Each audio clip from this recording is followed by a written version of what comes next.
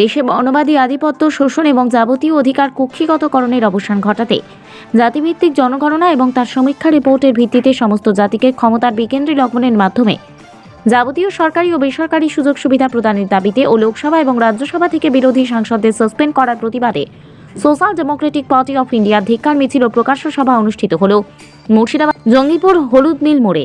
এদিনের সভায় উপস্থিত ছিলেন এসডিপিআই এর রাজ্য সভাপতি তায়েদুল ইসলাম, প্রাক্তন আইএস ও রাজ্য সহ সভাপতি স্বপন কুমার বিশ্বাস, রাজ্য সহ সভাপতি মোহাম্মদ সাহাবুদ্দিন, সমাজকর্মী চঞ্চল কুমার মাইতি, মানবাধিকার আন্দোলন কর্মী কৃষ্ণপদ প্রামাণিক, উত্তর মুর্শিদাবাদ এসডিপিআই সভাপতি মোহাম্মদ জাইসুদ্দিন, উত্তর মুর্শিদাবাদ এসডিপিআই সদস্য জাকির হোসেন, সভার সঞ্চালক মোহাম্মদ সেলিম সহ এসডিপিআই এর একগুচ্ছ কর্মী ও নেতৃবর্গ।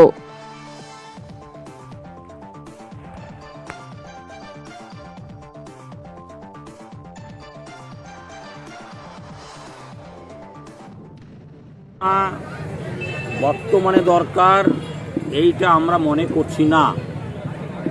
এসডিপিআই যখন তৈরি হয় 2009 সালে, আমরা তখন থেকেই দেশে জাতিভিত্তিক জনগণনার দাবি জানিয়ে আসছি এবং জাতিভিত্তিক জনগণনার কথা বললে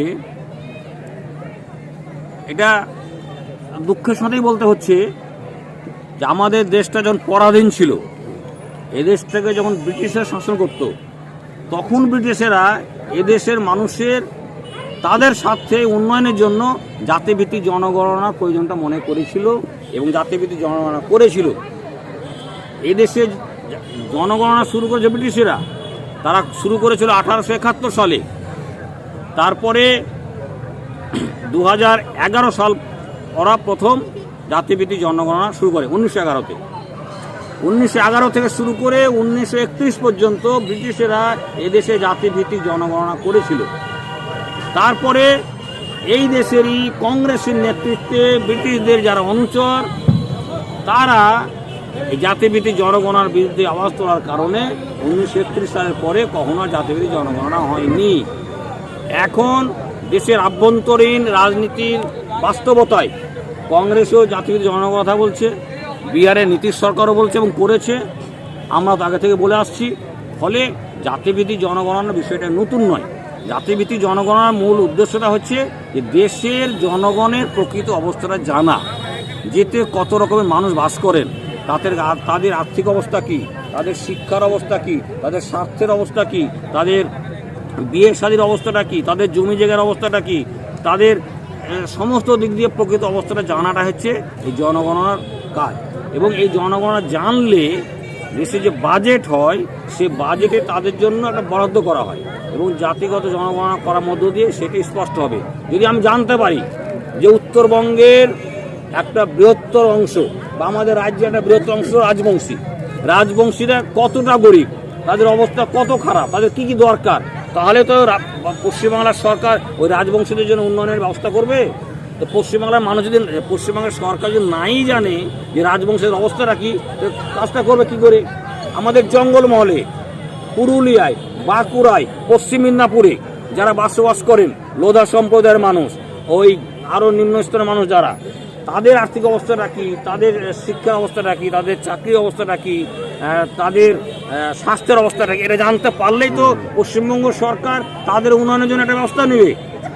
তো যদি সেটা জানতেই না পারে, তা জানবে না কী করে? ধরুন আপনি এই এলাকায় একটা কিছু স্কিম চালু করবেন, এই এলাকায় মানে কী বলবো এটাকে, মোহাম্মদপুরে, তাহলে মোহাম্মদপুরে কতগুলো গরিব মানুষ আছে এটা তো জানতে হবে।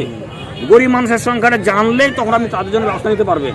একটা প্রধানও যদি এটা করতে চায়, তাহলেও প্রধানের সামনে স্পষ্ট হতে হবে যে অঞ্চলের প্রধান, সে অঞ্চলের মানুষের অবস্থাটা কী। সেই জন্য মানুষের উন্নয়নের জন্য জাতিগত মানে এটা লোকগণনা দরকার। জাতিগত লোকগণনা মানে এইটুকু নয় যে কোন জাতির কত লোক আছে। জাতিগত জনগণনা মানে হচ্ছে কোন জাতির মানুষ কত আছেন, তাদের আর্থিক অবস্থা কেমন, তাদের শিক্ষার অবস্থা কেমন, তাদের স্বাস্থ্যের অবস্থা কেমন, তাদের অন্যান্য অবস্থাটা কেমন, কারা কতটা লেখাপড়া করতে পেরেছে, সমস্ত বিষয়টা তার মধ্যে উল্লেখ থাকবে। এই জন্য জাতিগত জনগণনা দরকার এবং এইটাকে আমরা এখন মনে করছি social Democratic party of India যে দেশের যে অবস্থা তাকে যদি সামনের দিকে এগিয়ে নিয়ে যেতে হয়, তাহলে এটা একটা গুরুত্বপূর্ণ বিষয়টা করতে হবে। তো দেশ হোক আর সে পিছিয়ে পড়া দেশ হোক, কিন্তু ভারতবর্ষ একটা এমন ব্যতিক্রম জায়গা যেখানে এই ব্রাহ্মণ্যবাদী সিস্টেমের কারণে এই সংখ্যাগরিষ্ঠ মানুষ প্রায় 85 থেকে 92% পর্যন্ত মানুষ তারা কিন্তু আজকে বঞ্চিত সমস্ত জায়গা থেকে।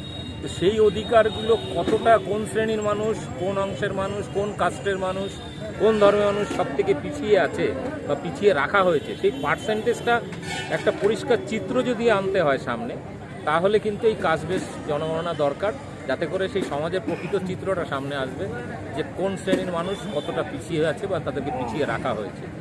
এবং তারপরে সেই অনুযায়ী আন্দোলন হবে, সেই অনুযায়ী অধিকারগুলো আবার নতুন করে সংবিধানে যে সংরক্ষণ আছে সেটা আরও মডিফাই করে আরও বেশি অধিকারটা একদম পাকাপোক্ত হবে সরকারিভাবে।